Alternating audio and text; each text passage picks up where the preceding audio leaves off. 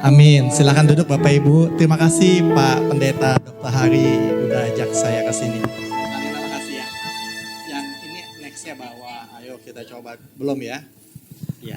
Bapak Ibu, ini pertanyaan pertama sebelum saya mulai. Pertanyaan pertamanya adalah, apakah Bapak Ibu tahu orang yang namanya Elihu dalam Alkitab?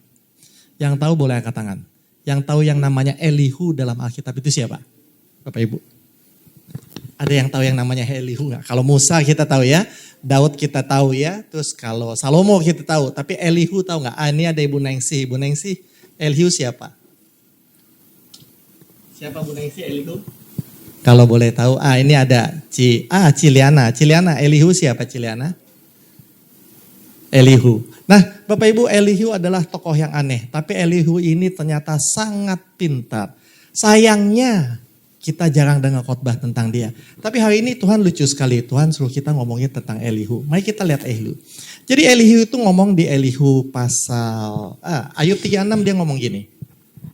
Iya betul, Elihu temannya Ayub. Betul Pak, betul. Elihu berkata kepada Ayub dan 3 temannya itu. Guys, sabar. Karena masih ada yang pengen gue omongin. Jadi guys, aku akan membawa pengetahuanku dari jauh dan aku akan menyatakan bahwa penciptaku itu benar. Nah dia gak pakai kata benar Bapak Ibu. Bapak Ibu kalau lihat dia pakai katanya sedek. Jadi Bapak Ibu mesti ingat kenapa kata-kata Elihu ini jadi penting. Pak, Bu lihat ya. Jadi kitab Ayub itu ada 3 babak. Babak yang pertama tuh debat antara Elifas dengan Ayub, lalu Bildad dengan Ayub, lalu Zofar dengan Ayub. Itu debat babak pertamanya. Lalu setelah itu babak kedua dimulai. Elifas dengan Ayub lagi debat, Bildad dengan Ayub lagi debat, Zofar dengan Ayub lagi debat. Lalu babak ketiga dimulai. Elifas dengan Ayub, lalu Bildad dengan Ayub, dan kemudian Elihu ngomong. Jadi Bapak Ibu Elihu ini ngomong yang aneh sekali. Dan begitu dia selesai ngomong, begitu Elihu stop ngomong, Tuhan langsung ngomong. Ayub udah gak bisa jawab lagi. Yang lucunya, waktu Tuhan menghukum semuanya, yang dihukum itu cuma Elifas, Bildad sama Zofar. Elihu tidak dihukum. Jadi Bapak Ibu, kita hari ini belajar bahwa Elihu itu tidak disalahkan Tuhan. Tapi yang namanya Elifas, yang namanya Bildad, yang namanya Zofar, itu di depan Tuhan bersalah. Tuhan bilang begini sama mereka. Lu bertiga ya Elifas, lu sama 2 teman lu tuh ya, si Bildad sama Zofar. Lu tuh akan gua hukum karena perkataan lu tuh bego. Jadi Tuhan pakai kata bego di situ. Karena perkataanmu tuh bodoh sekali. Tetapi Elihu itu satu-satunya tokoh yang tidak dibilang bodoh, Bapak Ibu. Jadi kita mesti dengar perkataan Elihu. Karena begitu Elihu ngomong, langsung Tuhan ngomong. Dan Tuhan itu tidak menyalahkan Elihu. Berarti Tuhan itu pakai kata-katanya Elihu sebagai pembuka pidatonya Tuhan. Jadi Bapak Ibu ingat, yang hari ini kita akan pelajarin adalah kata-katanya Elihu, pembuka pidatonya Tuhan. Dia ngomong di Ayub 36 dan kemudian setelah dia selesai ngomong, Tuhan bicara. Jadi Bapak Ibu kata-kata Elihu adalah sebagai begini. Guys, teman-temanku, Ayub, Bildad, Elifas, Zofar, bersabarlah sebentar. Karena masih ada yang hendak kukatakan tentang Allah. Aku akan bawa pengetahuanku dari jauh. Dan aku akan menyatakan bahwa penciptaku itu sedek. Nah Bapak Ibu dia pakai kata sedek. Sedek kita tahu ya benar dan adil. Sedek itu bukan satu kata. Alkitab LAI bilangnya sedek itu benar. Enggak. Sedek itu benar dan adil. Benar dan adil. Kalau bahasa Arabnya itu sidik. Sidik. Jadi kalau kita lihat orang namanya sidik. Itu artinya benar dan adil. Itu asal katanya dari bahasa Ibrani sedek. Lalu kita tahu juga kata ini nih. Kalau ada pengemis kita kasih uang tuh namanya apa? Sedekah. Itu asal katanya sedek. Jadi ingetin Bapak Ibu ya. Sedek itu dalam bahasa Arab jadi sidik dan sedekah. Waktu dia bilang sadakoh. Sadakoh itu asal katanya sedek. Aku udah ngobrol sama teman-teman yang muslim dan mereka bilang iya. Itu asal katanya sidik. Dan sidik itu berasal dari kata sedek. Jadi yang pertama Elihu ngomong adalah, aku akan menyatakan bahwa penciptaku itu sedek. Yang pertama dia ngomong bukan Allah itu kasih. Yang pertama dia ngomong Allah itu sedek. Maka Tuhan senang sekali dan Tuhan tidak menyalahkan dia. Mari kita lihat kata-katanya lanjutannya. Kita lihat sedek dulu. Sedek itu ternyata penting sekali di Alkitab. Karena Mazmur mengakui hal ini. Daud bilang begini loh, hendaklah para imam-imammu semuanya berpakaian sedek. Jadi baju ini yang imam harus pakai, jubah imamnya itu namanya sedek. Kalau imam itu nggak pakai jubah sedek di hadapan Tuhan, dia nggak benar. Kalau imam itu nggak pakai jubah yang namanya sedek di hadapan Tuhan, dia tidak kudus. Jadi Bapak Ibu ini nggak bercanda, ternyata Tuhan mau semua imamnya pakai baju yang namanya sedek. Nah sekarang kita mau ngomongin kata sedek, benar dan adil. Sedek, benar dan adil. Aku pinjam Tio, ada temanku Tio di sini kalau nggak salah, mana Tio? Tio. Bapak Ibu lihat Tio ya. Tio, misalnya lu punya duit itu tuh 20.000, sini Tio temenin aku Tio. Tio, misalnya lu punya duit noban 20.000 4 lembar. Lalu lu ketemu sama ini anak-anak miskin Tio. Contoh ya Bu, jangan marah, Luis jangan marah ya. 1, 2, 3, 4. Tio miskin semua. 20.000-nya baginya gimana? Bapak Ibu pelan-pelan ya. 4 lembar 20.000, 4 anak miskin. Bentar, Tio gak boleh jawab. Luis, baginya gimana Luis? 4 anak miskin, 4 uang 20.000. Baginya gimana? Dibagi-bagi. 20.000? 20.000. Bagus Bapak Ibu. Itu adil gak? Adil, betul Bapak Ibu. Nah ternyata itu adil yang namanya di dunia adalah equality. Equality, equal, sama rata. Luis, sama rata. 20.000, 20.000, 20.000. Tapi Tio lain, Tio aneh. Tio mau adil yang namanya equity. Jadi adil tuh di dunia ada 2. Equality sama equity. Equality itu sama rata yang tadi Luis bilang. Tapi Tio ini equity. Bagi Tio 20.000, 20.000. Equity. Gimana lu baginya? Lu mesti tuh.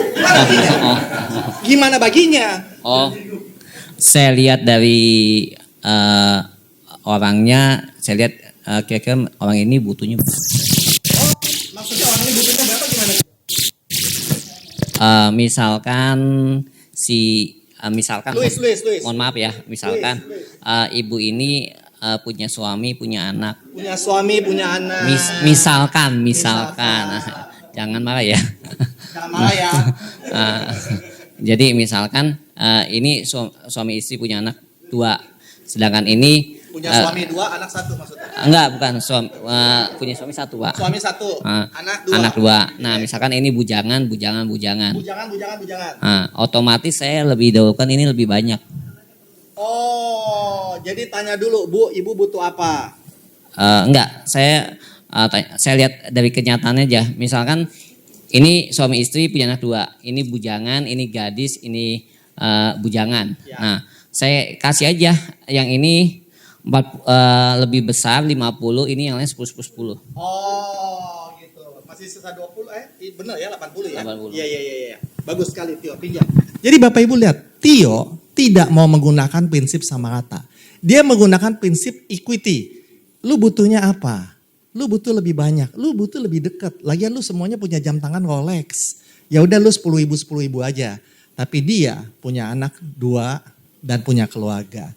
Dia susah, jadi dia dikasih 50, 10. Itu adil yang namanya equity. Sekarang pertanyaan kita adalah, Allah kita itu equality apa equity? Jadi kita ngerti nih kata sedek. Sedek itu mesti benar di depan Allah dan adil. Adilnya itu apa? Allah tuh equality apa equity? Equity. Jadi yang bagi 20.000 tadi itu bukan Allah. Maka Allah bilang ada yang dapat 1 talenta, ada yang dapat 5 talenta, ada yang dapat 2. Karena Allah tahu dia mampunya 5, dia mampunya cuma 2, dia mampunya cuma 1. Maka kamu dikasih pintar main musik, dia gak dikasih pintar main musik. Saya dikasih pintarnya ngomel-ngomel. Tiap orang lain-lain dikasih karunia-nya. Karena Allah kita equity. Jadi kasih tahu dulu sebelahnya. Equity. Gak ada equality. Kasih tahu dulu. Ya, Tio makasih ya. Nanti ditanya lagi ya. Makasih Tio. Jadi Bapak Ibu sekali lagi. Sedek adalah benar di hadapan Allah dan adil. Adilnya itu apa? Equity. Bukan adil, equality. Nah, jadi Elihu bilang, Allahku adalah Allah yang sedek. Dan semua imam harus bajunya sedek. Benar di hadapan Allah sekaligus adil. Nah, Bapak Ibu, maka imam dituntut punya mata spesial. Yang kalau lihat jemaatnya, lihat umatnya, dia tahu ini butuhnya apa, ini butuhnya apa, ini butuhnya apa. Gak bisa disamaratain. Imam dikasih mata itu sama Tuhan. Nah, Bapak Ibu jadi udah tahu ya, konsep sedek adalah benar dan adil. Adilnya equity. Jadi boleh nggak saya tunjukin gambar yang ini sekarang? Bapak Ibu lihat gambar ini dan lihat ini. Benar nggak equality dan equity? Setuju ya? Ya. Jadi equity itu sesuai kebutuhan. Equality sama rata. Allah kita Allah yang equity. Tapi dunia lucu.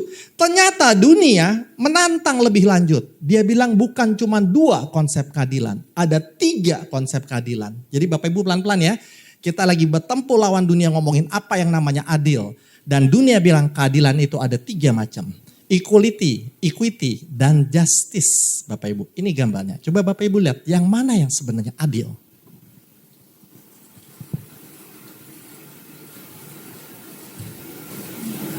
Mana Luis yang adil? Luis sudah jawab sekarang ya.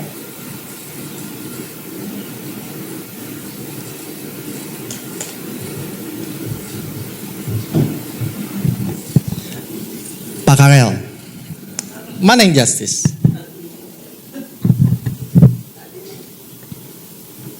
Equality udah jelas nggak justice. Equity oke lah, tapi bagaimana dengan yang justice? Yang mana yang sebenarnya namanya adil?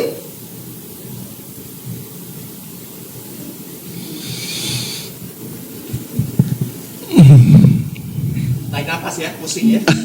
Iya, kasih sebelahnya kanannya depannya. Putri. Kak Putri silakan.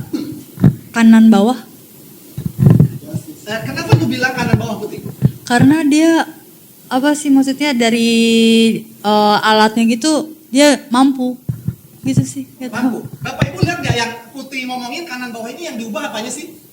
Yang diubah apanya? Bukan dikit tangganya. Apa yang diubah Putri? Putri lihat dulu. Putri lihat dulu apa yang diubah. Taruh apa yang diubah? Itu posisinya Buahnya kenapa? Tarikan.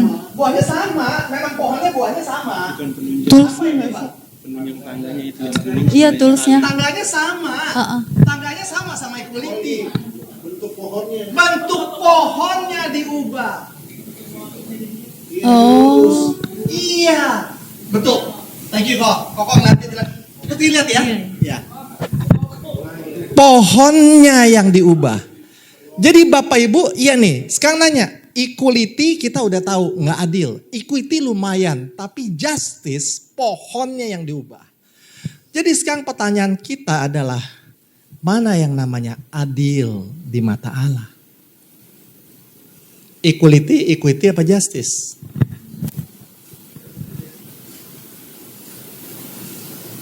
Mana yang namanya adil Bapak Ibu?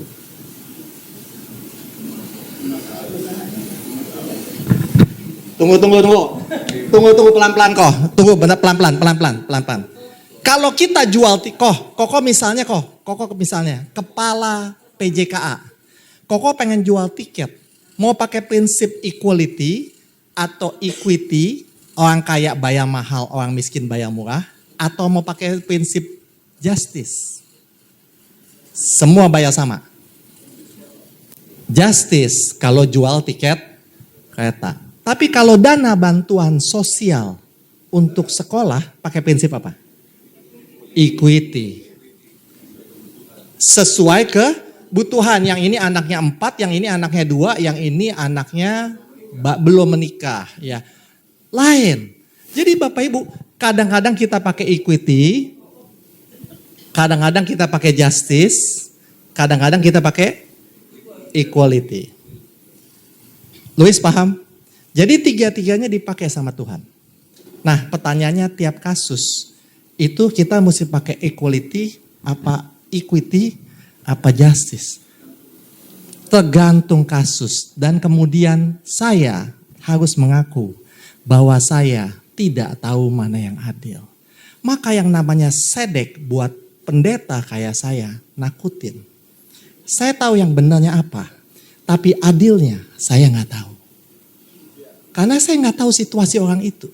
Jadi yang bahaya di saya adalah kalau saya memutuskan sendiri, bisa jadi saya tidak sedek. Nah, Elihu yang pertama ngomong begitu. Lu ya, Ayub, Elifas, Bildad, Zofan. Hati-hati sama bacot lu. Karena bacot lu itu belum tentu sedek. Allahku, Allah yang sedek. Jadi kalimat pertama yang kita mesti pikirin dalam hidup, kalau kita bilang kita orang benar di hadapan Tuhan, sudahkah kita pakai baju sedek? Kalau kita belum pakai baju sedek, jangan bilang kita orang benar. Hati-hati. Kok udah sedek? Belum, kita mesti mengaku. Kita mesti mengaku bahwa kita belum sedek. Jadi Bapak Ibu, mari kita lihat kata-kata Elihu lebih lanjut. Sabar ya guys, sabar sebentar. Karena masih ada yang hendak kukatakan tentang Allah. Aku akan membawa pengetahuanku dari jauh dan aku akan menyatakan bahwa penciptaku itu sedek. Nah Bapak Ibu sampai di sini hati-hati ya. Karena kalimatnya sombong sekali. Sebab sesungguhnya kata-kataku tidak ada kesalahan.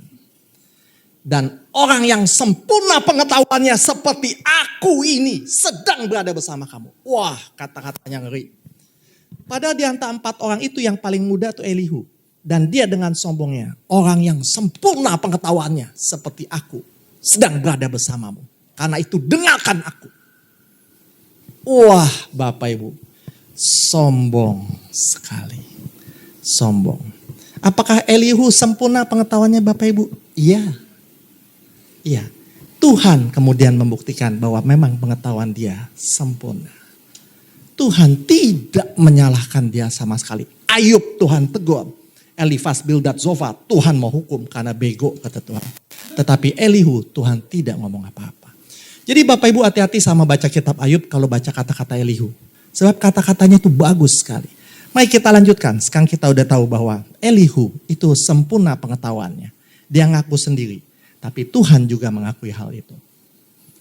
Dia melanjutkan. Lihatlah. Allah itu berkuasa dan dia tidak memandang rendah. Itu Alkitab LAI bilang begitu, tapi kalimat aslinya salah. Kalimat aslinya bilangnya menolak. Lihatlah, Allah itu berkuasa dan dia gak pernah menolak.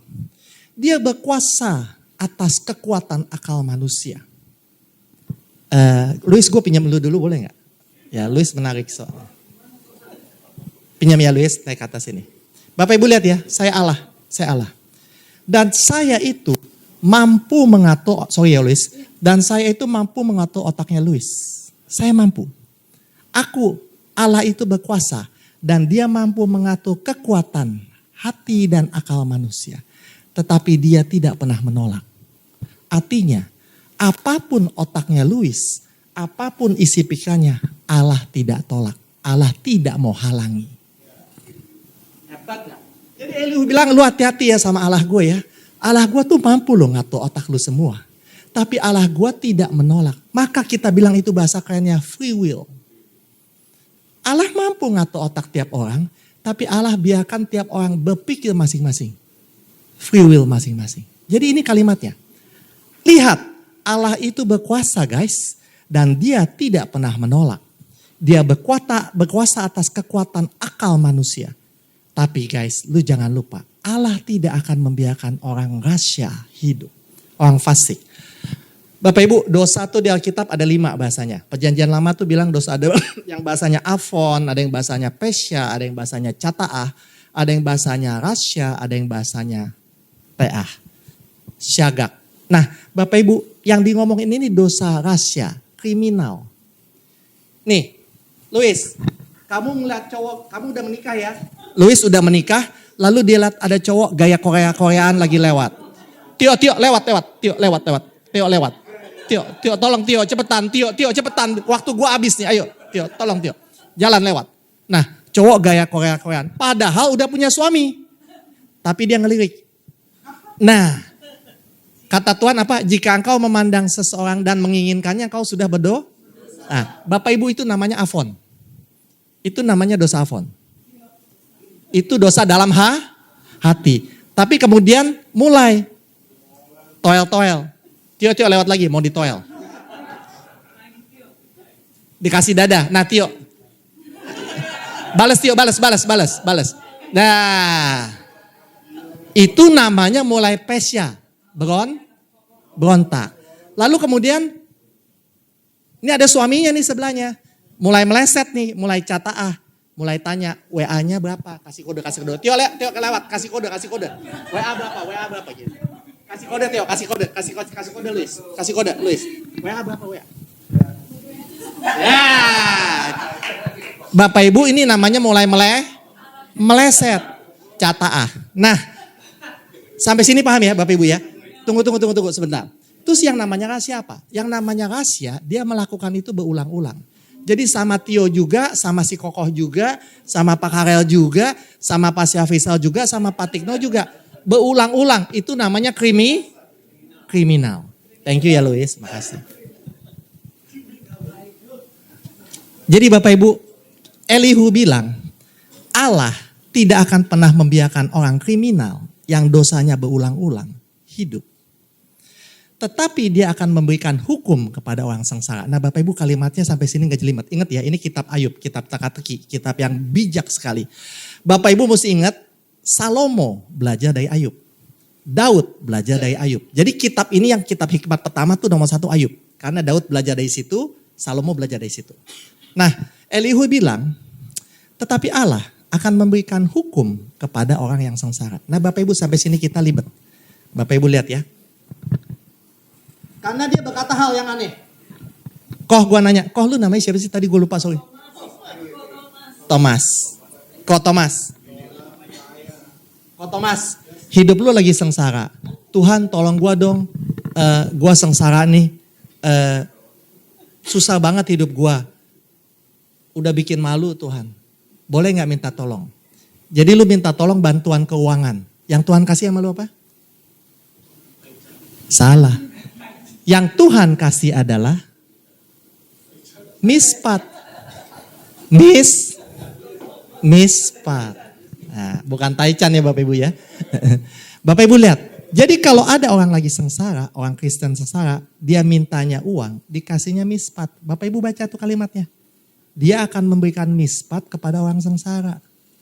Bapak Ibu ini prinsip yang paling benar yang ada di semua Alkitab. Semua orang yang susah, minta tolong sama Tuhan, dikasihnya mispat. Jangan punya pikiran Tuhan akan kasih uang karena dia minta uang. Gak ada itu di Alkitab. Baca Alkitab yang benar Bapak Ibu, gak ada. Begitu dia sengsara, Tuhan kasihnya mispat. Elihu yang ngomong, dan Allah bilang ini benar. Bapak Ibu kita lihat ya, hati-hati sampai sini kita mulai aneh. Dia ngelanjutin Elihu. Allah tidak akan mengalihkan pandangan matanya dari orang benar. Ia akan menempatkan mereka untuk selama-lamanya di samping raja-raja di atas tahta. Mereka tidak pernah tidak hebat. Mereka pasti hebat. Tetapi jika mereka terbelenggu rantai atau terperangkap penderitaan, maka ia mengingatkan mereka tentang perbuatan mereka, pelanggaran mereka, kesombongan mereka. Dia juga akan membuka telinga mereka untuk pengajaran dan memerintahkan mereka untuk berbalik dari kesalahan. Kok Thomas pinjam sini bentar. Thank you ya Ko, gue pinjam dulu ya. Karena dia udah cembetut sama gue. Bapak Ibu lihat ya, dia orang benar di hadapan Allah. Maka Tuhan berjanji, Bapak Ibu lihat ya, Tuhan berjanji apa tuh di situ Bapak Ibu boleh lihat nggak di layar? Ia tidak mengalihkan matanya dari orang benar. Dan dia akan menempatkan mereka untuk selamanya di samping raja-raja. Ingat ya, kalau dia orang yang sedek, dia orang yang benar, dia akan ditempatkan di samping raja-raja. Contoh paling gampang di Alkitab siapa? Daniel. Kita lihat lagi yang lain, banyak sekali samping raja-raja. Jadi dia, Thomas akan ditempatkan di samping Presiden John Biden. Amerika, Joe Biden. Ya. Nah. Tapi kata Tuhan gini, tapi Elihu ngomong begini. Sebenarnya Elihu lagi ngeledek Ayub. Yub, lu kan orang benar. Maka lu diangkat tinggi sama Tuhan. Tapi Bapak Ibu lihat di sini. Tetapi jika dia terbelenggu rantai, terperangkap penderitaan, orang benar ini dalam posisi tingginya terbelenggu rantai, terperangkap penderitaan karena kesalahan mereka sendiri, karena perbuatan mereka, atau karena pelanggaran mereka, atau karena kesombongan mereka. Maka yang pertama Tuhan lakukan adalah dia akan membuka telinga mereka untuk pengajaran. Dan dia akan memerintahkan mereka berbalik dari kesalahan. Yang Tuhan lakukan bukan tolongin lepasin belenggu dia. Yang Tuhan lakukan bukan lepasin dia dari sana. Yang Tuhan lakukan kupingnya dibuka. Bapak Ibu lihat tuh kalimatnya. Baca dulu pelan-pelan. Pinjam dulu ya kok, tetap sini. Jadi Bapak Ibu nanya sekali lagi. Ini orang benar akan ditahu Tuhan di mana? Di samping raja-raja. Dan kalau dia terperangkap penderitaan dan rantai karena dia pernah berbuat salah, karena dia pernah melakukan kesombongan, karena dia pernah melanggar, maka yang Tuhan pakai untuk menolong apa? Yang Tuhan menolongnya bagaimana? Buka telinga.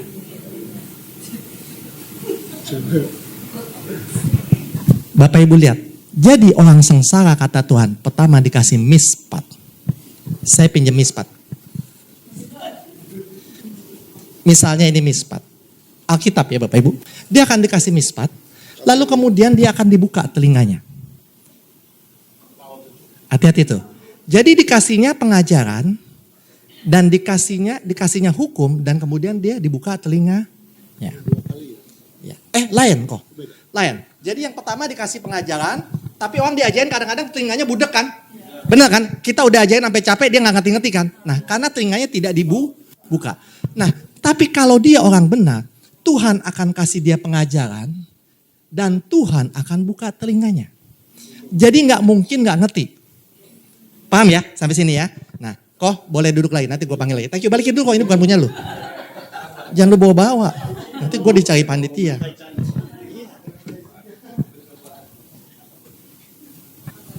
Bapak Ibu, nah nanya, Bapak Ibu ingat nggak di Indonesia tuh provinsi yang paling banyak orang Kristennya di mana?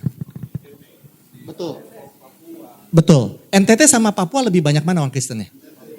NTT. Bapak Ibu, saya dapat berita ini dari NTT. Bapak Ibu lihat, NTT selalu kekurangan air. Jadi Bapak Ibu, ada gereja, Yayasan PLM Gemit bekerja sama dengan Gereja Kristen Oikumene Indonesia menghadirkan air bersih. Jadi saya pernah ke sana Bapak Ibu dan saya lihat itu banyak sekali bantuan air bersih dari berbagai kalangan. Dari Bank Dunia, dari Bank Indonesia, dari Aqua, dari mana.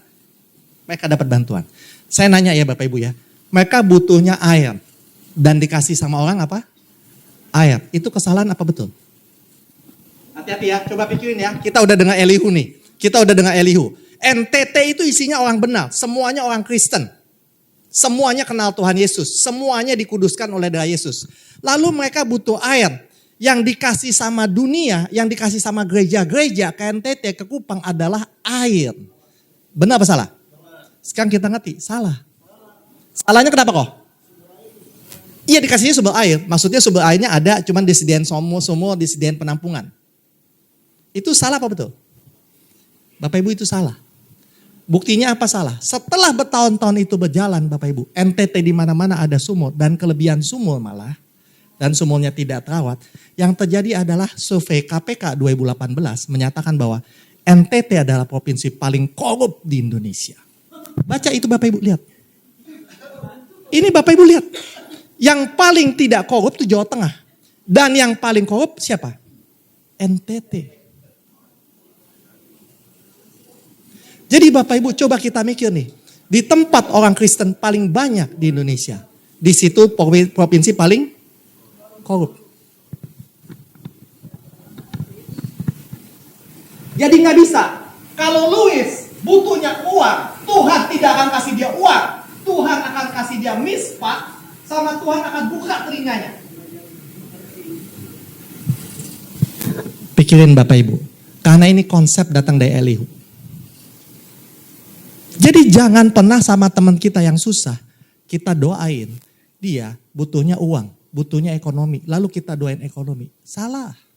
Karena Tuhan tidak setuju. Elihu udah bilang loh, dia susah, dia orang benar, yang akan diberikan pada dia adalah mispat dan telinganya dibuka. Itu yang kita minta. Tuhan kasih dia pengajaran, lalu kasih dia telinganya dibuka. Jadi waktu dengar pengajaran dia ngerti.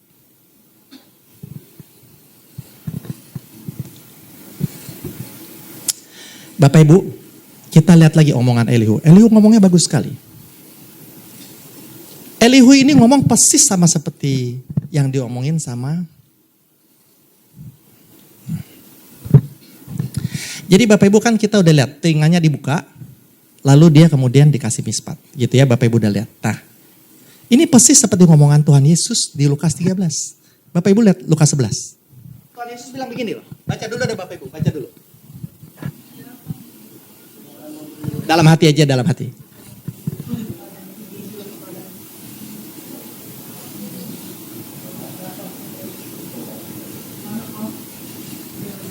Ya, bagus ya, udah baca. Bapak Ibu lihat ya. Tuhan bilang, mintalah pasti diberi, carilah pasti dikasih, ketoklah pasti dibuka. Tapi kalimat paling bawahnya lihat. Dia akan memberi Roh Kudus kepada mereka yang meminta kepadanya. Jadi saya minta apartemen, dikasihnya Roh Kudus. Saya minta uang, dikasihnya Roh Kudus. Saya minta pasangan, dikasihnya Roh Kudus. Saya minta bantuan dalam kehidupan saya yang sulit sekali relasi dengan pasangan saya, dikasihnya Roh Kudus. Tuhan Yesus ngomong hal yang sama. Ada nggak? Tuhan Yesus kan tuh di situ. Ayah mana yang jika anaknya minta roti akan memberikan apa tuh? Batu. Tapi ditulis nggak di situ? Jika anaknya minta roti dikasih roti. Ada nggak tulis gitu? Enggak. Ayah mana yang jika anaknya minta roti dikasih batu? Maksudnya Tuhan nggak mungkin dikasih yang jelek, tapi belum tentu dikasih roti. Bisa jadi dikasihnya kentang, bisa jadi dikasihnya nasi. Itu nggak ditulis dikasihnya apa. Anaknya minta roti nggak akan dikasih batu. Terus anaknya minta ikan nggak akan dikasih ular. Anaknya minta telur nggak akan dikasih kalajengking. Tapi dikasih telur nggak? Enggak. Jadi Bapak Ibu, Tuhan Yesus ngomong yang sama. Mintalah pasti dikasih. Begitu lu minta. Allah Bapak, hidup saya susah. Tolong minta bantuan keuangan. Yang dikasih bukan uang, yang dikasih Roh Kudus. Nah, tapi coba pikirin, kenapa Allah tidak kasih uang, tapi kasihnya Roh Kudus? Kejadiannya persis kayak Kupang, kayak NTT. Luis, kenapa? Luis senang nih. Luis single kan ya? Oh, udah ada suaminya ya, melotot soalnya itu ya melatih. Bapaknya yang mana? Oh, pantas jembetut. Kok Thomas gue pinjam ya? Kok dia doa, Tuhan tolong kasih saya jodoh. Kok Tuhan kasih dia Roh Kudus. Maka dia lihat cowok langsung tahu. Ah ini modelnya ganteng, kartu mati. Oh ini. Oh tapi ini gak mau Alkitab. Mendingan gitu kan kok. Lu kalau dia dikasih Roh Kudus lu aman gak? Lu takut gak dia akan ditidurin laki segala macam? Gak akan, karena dia dijaga Roh Kudus. Bapak Ibu itu perlindungan paling sempurna. Pertama, Luis tidak akan kejebak sama laki brengsek. Kedua, Luis tidak akan bisa diapa-apain sama siapapun juga. Laki mau jahat sama dia, kasih dia obat bius di kafe segala macam, tidak akan tembus karena di dalamnya Roh Kudus. Nah, Bapak Ibu, lihat nggak logikanya Tuhan? Yang lu butuh tuh Roh Kudus. Lu tuh nggak butuh uang, lu nggak butuh pasangan. Asal gua kasih Roh Kudus, lu pasti pilih pasangan benar. Pasti lu cari uang benar, pasti lu pilih kerjaan benar. Yang lu butuhin Roh Kudus. Maka Elihu ngomong, kalau orang sengsara, orang itu orang benar dan sengsara, yang dikasih ke dia itu mispat sama telinganya dibuka. Thank you ya Luis. Sorry ya gue gak panggil lagi deh, bapak lu ngeliatin mulu. Aman ya kok? Lu gak marah sama gue. Jadi Bapak Ibu, ingat prinsip ini. Elihu ngajarin kita. Kalau kamu orang benar, kamu pasti ditaruh di samping raja. Dan waktu lu ditaruh di samping raja, lu mungkin kepleset. Perbuatan lu mungkin kepleset. Mungkin lu melanggar, lu gak tahu. Diajak temen ngokok, lu ikutan ngokok. Tapi Tuhan ternyata gak suka. Atau lu sombong. Bilang itu karena lu, bukan karena Tuhan. Lu bisa kepleset kapan aja. Begitu lu kepleset, jangan takut. Tuhan akan kasih lu mispat yang pertama. Dan Tuhan akan kasih lu telinganya dibuka. Kalau pakai bahasa perjanjian baru, lu akan dikasih Roh Kudus. Begitu lu sengsara, Tuhan tolong hidup saya, anak saya Tuhan bandel sekali. Maka yang dikasih ke kita Roh Kudus, supaya kita bisa ngomong sama dia. Masuk akal gak Bapak Ibu? Jadi Bapak Ibu pesan hari ini adalah ingat, mintalah, Jangan ragu, minta. Pasti dikasih. Ketoklah, carilah, pasti dapat. Tapi yang kita dapat Roh Kudus. Telinga kita akan dibuka. Dan kita akan dikasih hati yang mencintai mispat. Cinta Alkitab. Kita baca-baca, oh ternyata solusinya di sini. Solusinya di sini. Bapak Ibu, saya tuh ya, kadang-kadang terima orang konsultasi. Terus otak saya nih, begitu dengan konsultasi dia, Pak Yakub saya punya masalah kayak gini. Bapak Ibu, nih saya kasih tahu ya, otak saya langsung buntu. Langsung bolot saya keluar semua. Bapak Ibu jangan lupa ya, saya juga bolot. Bapak Ibu jangan lupa. Kemarin ada yang telepon gini, Pak Yakub tolong dong. Saya kemarin baca Alkitab, Zakaria, Maliaki bilang Tuhan membenci perceraian. Ini istri dan anak saya udah ninggalin saya. Pak Yakub saya boleh curhat sedikit gak? Oh boleh kok, kenapa kok ceritanya? Gini Pak Yakub, saya itu sebelum nikah udah sakit hati sama istri saya. 1 bulan sebelum nikah, undangan udah dibagi semua. Lalu tiba-tiba istri saya bilang ke saya gini, kok gue mau nih nikah sama lu, tapi tekan perjanjian dulu ya. Hah? Kok lu gak ngomong dari dulu? Ini sebulan sebelum nikah lu suruh gue tekan perjanjian. Iya kok, gue gak akan nikah sama lu sebelum lu tekan perjanjian ini. Oh perjanjiannya apa? Perjanjiannya adalah lu akan bekerja setelah nikah. Kalau setelah nikah lu gak mau kerja, mendingan kita gak usah nikah sekarang. Cewek minta gitu masuk akal gak? Masuk akal, dia minta suaminya kerja, masuk akal gak? Masuk akal, tapi lakinya tersinggung. Dia bilang, lu gila ya, lu ngomong 1 minggu sebelum nikah. 1 minggu, iya dia bilang 1 minggu sebelum nikah. Dan dia sangat marah karena gue berasa, kenapa lu gak ngomong dari pertama? Lu lagi mes gue nih. Nah, tapi dia tanda tangan. Tapi sejak itu dia benci istrinya. Nah, dia menikah, lalu punya 2 anak. Udah menikah punya 2 anak, dia benci nih sama istrinya. Tiba-tiba sebelum COVID, dia dipecat. Terpaksa istrinya cari kerjaan. Lalu sepanjang COVID yang hidupin dia istrinya. Dianya gak dapat kerjaan. Jadi dia tambah malu, sakit hati, ingat perjanjiannya. Lengkap, depresi. Satu ketika istrinya salah ngomong. Di dalam mobil dia lagi ngatin istrinya salah ngomong. Lalu dia tarik leher istrinya, dia pukulin kepalanya. Di dalam mobil, itu yang aku lakinya. Istrinya gak pernah ngomong sama saya, itu yang ngomong lakinya. Saya pukulin palanya kok Yakob. Saya kalap. Ternyata itu udah dari dulu. Oh, saya pikir, kok ini sering apa enggak? Oh cuman sekali itu Pak Yakob, lega. Terus dia cerita lagi. Terus istri saya dan anak saya sekarang ninggalin saya Pak Yakob. Iya kok, ninggalinnya kenapa ya? Gini Pak Yakob. Namanya kita suami istri pasti kita pengen berhubungan seks, kata dia. Hari itu saya lagi pengen berhubungan seks. Terus istri saya bilang saya gini, oke, tapi tunggu anak tidur. Oke, jadi saya nunggu di bawah tunggu anak tidur. Tapi istri saya lama sekali. Wah saya pikir dia cari alasan nih untuk nolak. Saya udah bilang dalam hati Pak Yakub, kalau saya naik, saya lihat istri saya belaga tidur, awas dia. Lalu saya bawa palu dari bawah. Saya bawa palu dan saya udah bertekad kalau saya lihat dia di tempat tidur, udah tidur, saya akan gebukin dia pakai palu. Lu mau gak punya suami kayak gitu? Bapak Ibu gila ya cerita ini. Lalu kemudian dia naik ke atas dan dia mendapati istrinya ternyata tidak tidur. Jadi dia taruh palu itu di bawah ranjang. Paginya istrinya lihat. Istrinya tanya, ini palu buat apa? Terus dia cerita jujur sama istrinya. Sejak itu istrinya ninggalin rumah. Betul dong kok? Masuk akal kan? Kalau lu mantu lu kayak gitu juga, lu bawa palu lebih gede ya. Lu bawa gergaji, lu bawa palu segala macem. Nah Bapak Ibu, saya dikasih kasus gini. Dan yang keluar di kepala saya adalah saya langsung buntu. Otak saya langsung bolot. Mana saya ngerti. Terus saya bilang, kok kita tanya Tuhan yuk. Lalu kita tanya Tuhan. Dan Tuhan jawabnya gini. Gampang nih Yakob. Suruh dia baca Alkitab sampai selesai. Dalam 2 minggu. Wah Tuhan. Hebat sekali. Kok lu disuruh baca Alkitab sampai selesai. 2 minggu. Baca Alkitab gimana caranya kok Yakub? Saya suka nggak ngerti. Oh gampang kok, ini gue ajarin. Yuk kita buka yuk Kejadian 1 ayat 1. Pada mulanya Allah menciptakan langit dan bumi.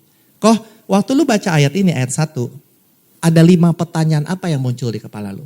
Kok Yakub pertanyaan pertama adalah sebenarnya Allah maunya apa? Terus Allah ciptain langit dan bumi yang lain nggak? Terus pertanyaan ini, dia keluarin 5 pertanyaan. Pertanyaan kelimanya yang paling nakutin. Pertanyaan kelimanya ngomong begini. Kok sebenarnya Allah tuh ciptain langit dan bumi, apa ya grand plan-nya Allah? Terus begitu dia ngomong gitu Bapak Ibu, dia nangis. Saya nggak apa-apain Bapak Ibu, saya cuma ngeliatin aja, saya bingung sendiri. Kok nangis?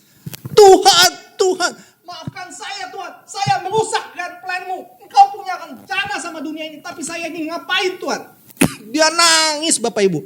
Sampai sebelahnya adanya elus-elus si kokonya ini. Saya juga diem aja, saya ngeliatin dia, saya nggak ngerti mau ngapain. Dia nangis begitu dia selesai. Pak Yakub, saya akan kelarin ya Alkitab. Rupanya itu pelepasannya dia. Jadi saya nggak usah lepasin apa-apa. Saya nggak bisa lepasin apa-apa juga Bapak Ibu. Dia lepas sendiri sama Roh Kudus. Jadi itu Tuhan kasih dia hukum yang namanya Alkitab disuruh baca dan Tuhan buka telinganya. Tiba-tiba dia ngerti ada grand plan Tuhan. Saya nggak jelasin Bapak Ibu. Jadi Bapak Ibu kalau ada orang susah konsultasi sama Bapak Ibu. Ingat yang pasti dikasih ke dia adalah mispat hukumnya Tuhan dan telinganya dibuka. Atau kata Tuhan Yesus, suruh dia minta. Nanti dia dikasih Roh Kudus. Jadi Bapak Ibu yang hidupnya susah, yang punya masalah dalam hidup, mintalah jangan ragu. Dan mintanya jangan uang, karena nggak mungkin dikasih uang. Kita butuhnya pasangan, minta pasangan, nggak mungkin dikasih pasangan. Kita butuhnya kerjaan, minta kerjaan, nggak mungkin dikasih kerjaan. Kita dikasihnya Roh Kudus. Sampai sini oke? Nah, Bapak Ibu saya disuruh buka nih. Ada yang mau nanya 1 pertanyaan atau 2 pertanyaan aja boleh? Silakan kalau mau nanya. Ya, kalau Thomas mau nanya. Ya kalau nanya selalu nunjuk-nunjuk ya. Oh Pak Karet mau nanya? Oh mau ngambil mic. Oh iya. Silakan, 2 pertanyaan aja. Ayo Pak Koyuda, yuk. Di sini semua Koko dan Cici kan? Terima kasih Pak. Yang ingin saya tanyakan sesuai dengan tadi arahan dari khotbah dari Pak Yakub, bahwasanya Tuhan tidak semerta-merta langsung memberikan apapun yang kita minta. Tetapi kadang Tuhan memakai cara lain dengan mispat dengan membukakan telinga kita ataupun memakai cara dengan perantaraan orang lain begitu ya Pak ya. Langsung itu ya Pak ya. Pertanyaan saya Pak, kadang kita manusia itu pas di saat kita mengalami pergumulan dan adanya permohonan kepada kerinduan kepada Tuhan, seperti Bapak bilang tadi, ya akan diberikan misfat dan telinga kita dibukakan. Tapi kadang-kadang waktunya itu yang jawaban atas segala permintaan doa kita itu yang sangat lama. Saya kira supaya bagaimana caranya supaya kita merasakan bahwasanya misfat ataupun yang Tuhan berikan kepada kita misfat tadi itu sudah ada, kira-kira begitu Pak. Terima kasih atas kesempatannya Tuhan Yesus. Makasih ya pertanyaannya, bagus sekali. Yunan, sorry. Yunan, sorry. Pertanyaannya bagus, thank you ya. Jadi Bapak Ibu, nih. Mintanya ini. Tapi jawaban gak datang-datang. Nah, kata Tuhan, karena udah ngerti ini, yang pertama kita ambil adalah Alkitab. Ambil Alkitab karena Tuhan udah bilang, saya akan kasih kamu mispat dan telinga kamu dibuka. Jadi yang pertama ambil Alkitabmu, baca semua. Kayak tadi, kasus Koko tadi. Koko tadi kemudian baca Alkitab dan kemarin Sabtu dia ngabain saya. Persis 2 minggu dia ngabain saya. Pak Yakub, sudah selesai sampai Wahyu. 2 minggu dia baca Alkitab. Dia selesai dan dia bilang gini, Pak Yakub, kemarin tiba-tiba Pak Yakub, istri saya membatalkan rencananya untuk angkat anak itu dari rumah saya pindah ke rumah dia. Jadi anak itu Pak Yakub, di rumah saya sekarang. Nggak jadi diangkut. Lalu Pak Yakub, saya tinggal tunggu Tuhan kapan kasih saya buka jalan ngomong sama dia. Tapi saya percaya Pak Yakub, dia baca Alkitab itu dan Tuhan langsung tunjukin jalannya. Tuhan cuma minta ambil Alkitab lu baca.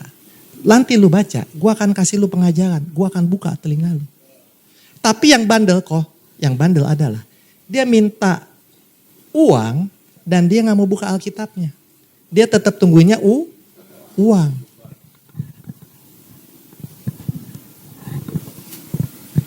Enggak, baca Alkitabnya. Ini orang ini bukan orang pertama, ini orang kedua Bapak Ibu. 3 hari yang lalu ada yang ngomong lagi. Pak Yakub, saya mesti ngaku Pak Yakub, saya itu pernah pelihara perempuan. Saya punya istri Pak Yakub, tapi saya pelihara perempuan lain.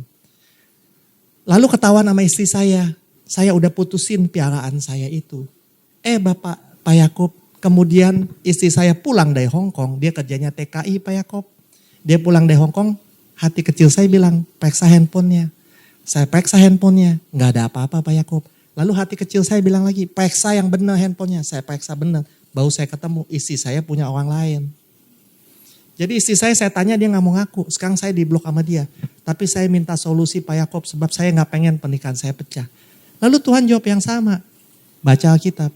Dan dia hari ketiga ini baca Alkitab. Dia jawab tadi pagi-pagi, Pak Yakub, semalam saya dapat mimpi Pak Yakub. Tuhan kirim malaikat kasih tahu istri saya bahwa saya lagi kangen sama dia. Padahal saya diblok semuanya Pak Yakub. Lalu Tuhan kasih saya hati saya sekarang lega Pak Yakub, sukacita. Bapak Ibu, yang pertama kalau kita minta, ambil Alkitabmu, baca, minta Roh Kudus jelasin, solusi datang sendiri. Kejawab Thank you ya pertanyaannya, kalau enggak gue bolong di situ. Thank you. Ya bolong ngejelasinnya. Ada lagi Bapak Ibu pertanyaan, ternyata pertanyaan nolong ya. Ada lagi kah satu pertanyaan? Ya, gak ada ya. Kalau gak ada, saya tutup dalam doa yuk. Bapak Ibu silakan ngobrol sama Tuhan, bilang masalahnya apa, mintalah. Dan bikin janji sama Tuhan bahwa Bapak Ibu akan baca itu Alkitab. Minta pengajaran.